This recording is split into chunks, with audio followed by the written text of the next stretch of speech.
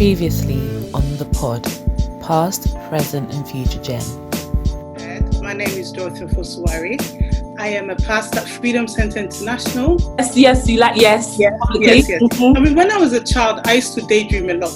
My father wanted me to be a secretary. So I was a girl as well, you know, it wouldn't be like, could be a doctor now. Every child wanted to be an air hostess. I fell into my career by chance, but it's only now, in retrospect, how old I am and having gone through the career and everything, I realized that God was ordering my steps. But my father was like, no, you're not going to be a midwife. Folks, if you're watching, this is what happens. When you get to your 50s, you actually forget what else you did. I remember what. Yeah, this is what I'm saying, yes. And so that gave me confidence in terms of actually how to present myself. Many happy years as a tutor, trainer, lecturer in adult education. I think, do you know what? I think it's such a great experience you've had. And the last part is what made me even smile more. The fact that you said you didn't know how to work the word process, but you still said you could. And it's funny to talk about feminism, actually, because I was talking to my sister about this the other time, and she was saying that women do not tend to apply for certain jobs because they're so honest about everything, and if they can't do something, they're not going to apply for it. Whereas a man will probably take 2 things out of the 20 things on the job spec, still apply for it, and basically learn on the job. And you did what a quote-unquote a man will do. Right.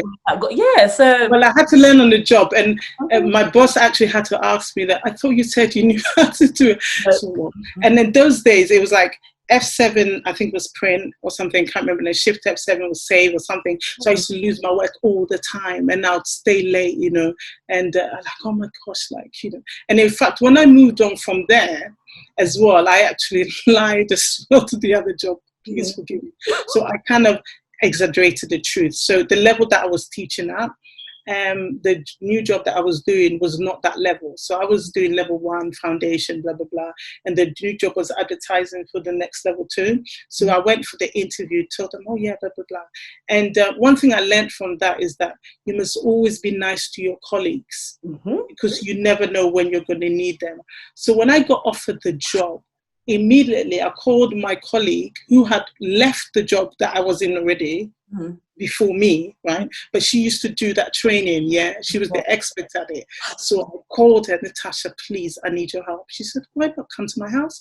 This girl schooled me, trained me. So by the time I started the job, you were ready. If I had any issues, I would kind of quickly call her, you know, and she helped me through, That's good, that's amazing. It's good to have the good connections. You see, that's what it is in the right place. Yeah. Okay. So fast forward to, I'm going to give the wrong year, but let's fast forward to 2020. Yeah. And would you describe yourself as a feminist? Is that what you would say you are? Well, I've always described myself as a feminist. When I was 8 years old, 9 years old, blah, blah, blah, I always used to say, and my older brother especially used to get the brunt of it. I would say to him, when I was asked to do anything, I would say, I'm not doing that, I'm a feminist. And I had no clue what feminist was, and I still don't have a clue what feminist was, but I would say that to him. And then I would say to him, and what he used to get really angry about was that if it got to be like, go and wash the car or something, I would say to him, I'm not doing that, that's a man's job. Oh no. so you were convenient feminist. He still quotes me on that. And then I always used to say as well that, well, you know, when I grow older, if you used to ask me, what would you want to do when you grow older? I was like, when I grow older, I want to marry a rich man, and he's going to buy me a really big ring. Okay. Yes, and because I want to wear a really big ring. That was my thing, to marry a rich man. And then I was just going to like sit at home and be taken care of. Okay. I mean, I think all that makes me a feminist completely. It works. Like, just sit there, you've got someone just do. Listen, we've all got dreams, so it's fine. Yeah, it's fine. And so yes, I've always described myself as a feminist. Okay. And what do you think your fellow generation see feminists as? What do you think they would think of them? Do you think they agree with the term? Do you think, like, considering culture as well. So British Ghanaians, I'd say, and Ghanaians too, what around whatever, the past generation, what do you think their thoughts and views are on feminism? Well, I mean, when I was growing up, feminism was one of those, it was like a no word, because you could not be a feminist, because if you were a feminist, you were going against womankind. You were also quite butch. You were not pretty. You just looked, kind of a little bit thing, or you just bent your bra and walked around without any bra. And basically you were very hostile, and you kind of fought all the time with men and blah, blah, blah. So, I mean, when I was growing up, it was not cool to be a feminist. And I don't know, talking to you, and I think maybe I've never actually thought about process, but I don't know where I always got the idea that I was a feminist, because at the time it really was not cool to be a feminist. No. That's interesting though, like the fighting with the men part. I guess well, it depends what they were fighting about, but probably to do with equality or something, and washing the car whenever they wanted to, or if they felt like washing the car. Okay, so next question. Fast forward to your starting your family. Your first child is a girl. Being a feminist, how did that make you feel when you found out you're having a girl? What were the first thoughts that came to your mind? Okay, so if I go back before I was pregnant, when I was a child, I don't know why, but I always, again, don't let my son hear this, but I always wanted to have daughters. And I don't know where I got that from. And so it was something that when I imagined myself as a mother, which I did do, so when I was younger, like I said, being a feminist was not sort of equated to being a mother as well. But I always wanted to have children. You were a part-time feminist. I always wanted to have children, but now I know that as a feminist, you can have children. Yes, you can desire to have children. But anyway, I wanted to have children, and I wanted to have girls. So when I do remember when I went for the scan, and at the time as well, when I was pregnant, my daughter is now 25 in October. At the time, you could find out the sex of the baby, and which I was really excited to do. But there were quite a lot of people at the time that were not doing it. Do you understand? Because they were still kind of coming up from the old thing. I remember when I did do the scan, and they gave me the scan picture and stuff, and I was busy trying to show it to my dad. My dad's like, "What are you doing?" Freaked out. Exactly, like before the child is born. Like, but anyway, so I did. I was very, very keen to find the sex out, and I was over the moon. I was over the moon when I found out I was having a girl. So, yeah. And then the second one, another girl. Over the moon. And then the third one, not a girl. Well, you see, the second one, I remember really well when I had her, somebody called me, and I've never forgotten that. I mean, people that hear me would hear me say that. Somebody called me to congratulate me. Congratulations, I hear you've had a baby. What did you have? I say, a girl. She says, oh, a girl? I say, yeah, what's wrong with that? She goes, oh, I thought that you'd have a boy. And I'm like, no, I'm actually really happy. Thank you. She says, oh, you have to say that, don't you? Because you've had a girl. That is the conversation. And I've never forgotten that, But no, I actually, that's why I said, don't tell my son. But I actually was quite happy to have like 6 girls. I would have been quite, I don't know what the word is, but I am maybe a feminist, but I love girls' company. I'm a girl's girl. I love, talking to women, interacting, going out on girls' nights, and so I actually flow a lot with females. And so yeah, I was very happy And at the time when I did have my younger one as well, around that time, Margaret Thatcher had finished being a prime minister. She was, and I remember when I called my mother in Ghana, so I've just come from the hospital as a girl. She said, okay, yeah, good. Remember, Margaret Thatcher is just prime minister, And at the time, Margaret Thatcher, of course, was the first ever, like we all know now, prime minister. And at the time, it was like, wow. And so with Margaret Thatcher, I'm sure she wasn't a feminist, what do you call it, mouthpiece, but in essence, she becoming a prime minister really helped in terms of women and actually us moving forward and stuff. She was in charge of the whole country. So yeah. Mm-hmm. So the third, so as before, the third one comes, it's not a girl, and you're like, I mean, we love you, third born, we love you. When you're not going to listen to this, apparently, but how did that make you feel?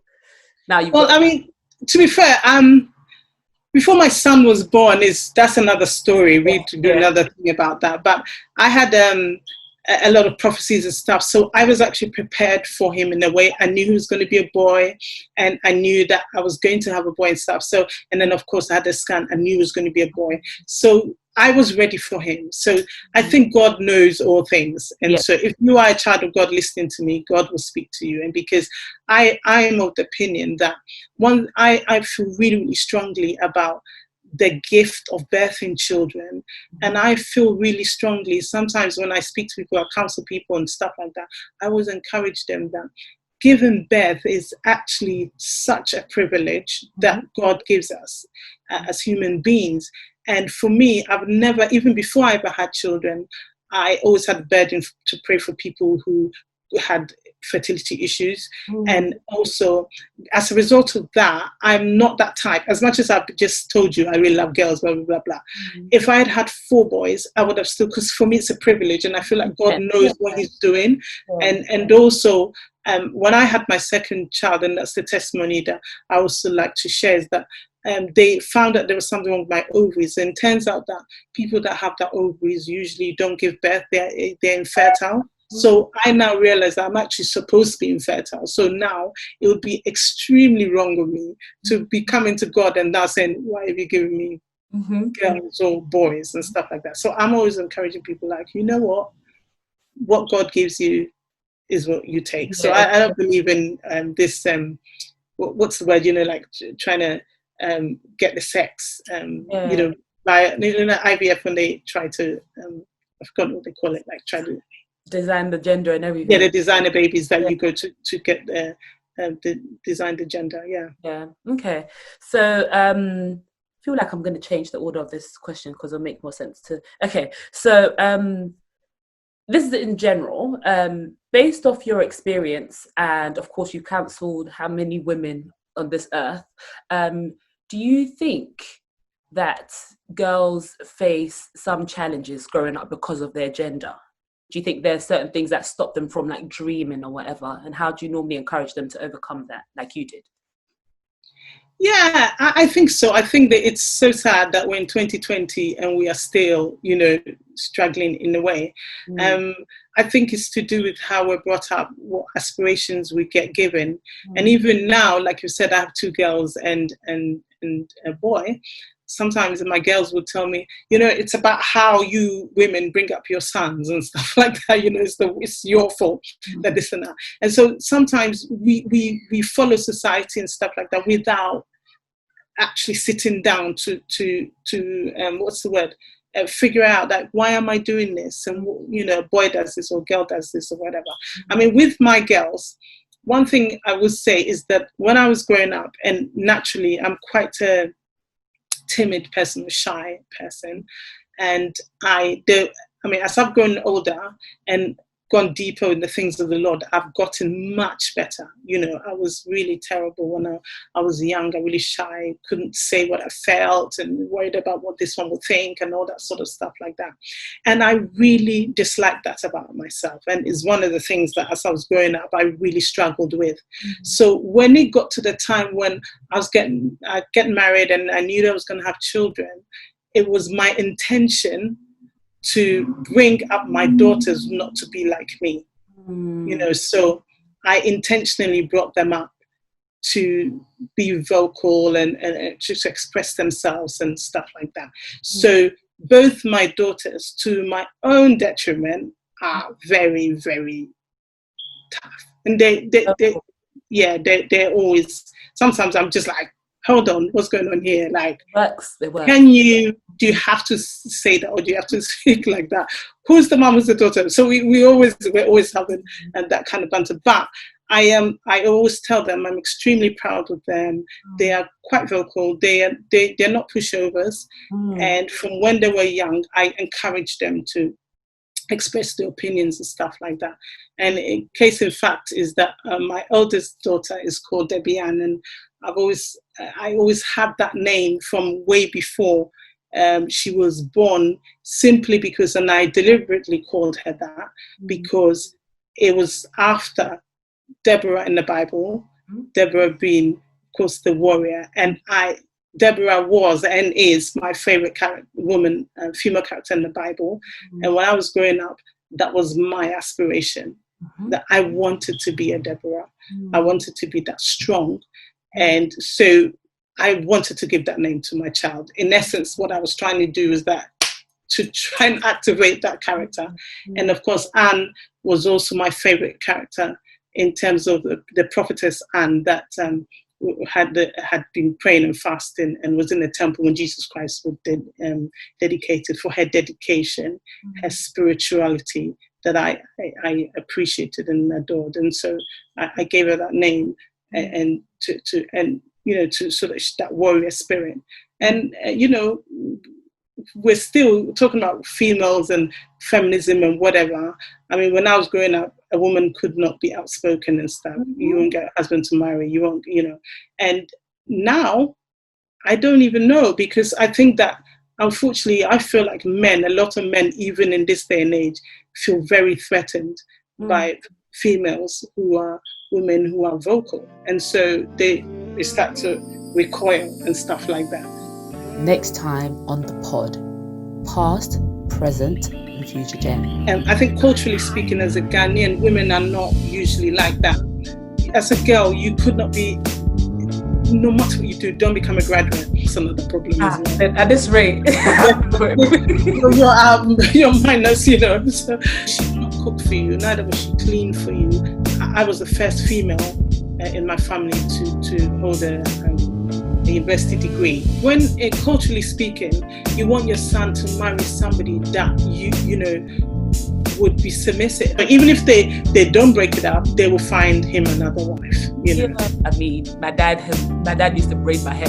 And so once a woman enters the space, there's fruitfulness, there's multiplication and all of that. And when Eve said, let's eat the fruit, Adam should say, hey, my friend, there's no career that should be close to us. Old. I just said past gen. If want to achieve, what legacy are you going to leave? This is a girl's world. Put Christ first.